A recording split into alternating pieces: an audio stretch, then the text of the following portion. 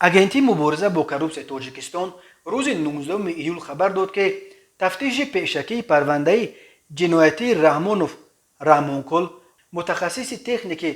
барқчии ширкати илмию истеҳсолии Иттифоқи Тоҷикматлуботро анҷом дода, барои баррасӣ ба додгоҳ супоридааст. Раҳмонқул Раҳмонов бар асоси қисми 4 моддаи 245 Кодекси ҷиноятии Тоҷикистон ба азхудкунӣ ба маблағи махсусан бузург айбдор мешавад. Маркази матбуоти агентӣ гуфт, Раҳмонов Раҳмонқул дар вазифаи мутахассиси техники барқчии ширкати илмию истеҳсолии Иттифоқи Тоҷикматлубот кор карда, аз моҳи марти соли 2019 то моҳи декабри соли 2020 аз изгоҳи трансформатори ҷамъияти мазкур ба миқдори 980,683 киловатт-соат қувваи барқро истифода намуда, аз соҳибкорони корхонаи истеҳсолӣ, марказҳои хизматрасонӣ ва савдоӣ дар ҳудуди ҷамъият фаъолияткунанда маблағи умумии 586,116,67 сомонӣ